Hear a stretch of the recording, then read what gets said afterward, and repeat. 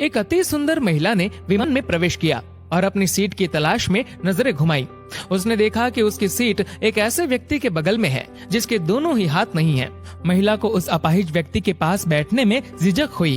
उस सुंदर महिला ने एयर होस्टेस से बोला, मैं इस सीट पर सुविधा पूर्वक यात्रा नहीं कर पाऊंगी क्योंकि साथ की सीट पर जो व्यक्ति बैठा हुआ है उसके दोनों हाथ नहीं है।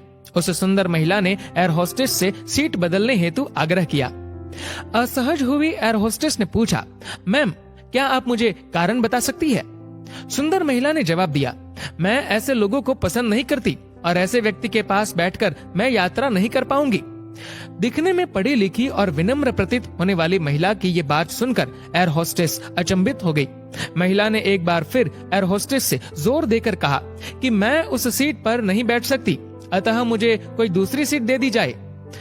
एयर होस्टेस ने खाली सीट की तलाश में चारों ओर नजर घुमाई पर कोई भी सीट खाली नहीं दिखी।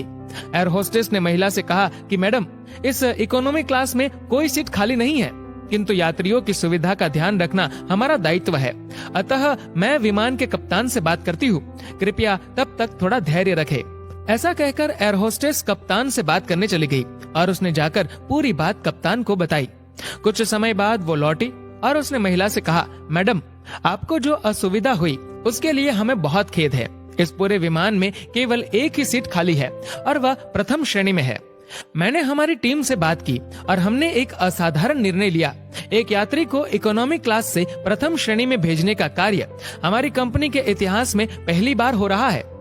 सुंदर महिला अत्यंत प्रसन्न हो गई, किंतु इससे पहले कि वह अपनी प्रतिक्रिया व्यक्त करती और एक शब्द भी बोल पाती, एयर होस्टेस उस अपाहिज और दोनों हाथ विहीन व्यक्ति की ओर बढ़ गई और विनम्रता पूर्वक उनसे पूछा, सर क्या आप प्रथम श्रेणी में जा सकेंगे?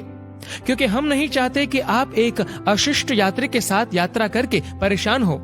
ये बात सुनकर सभी यात्रियों ने ताली बजाकर इस निर्णय का स्वागत किया।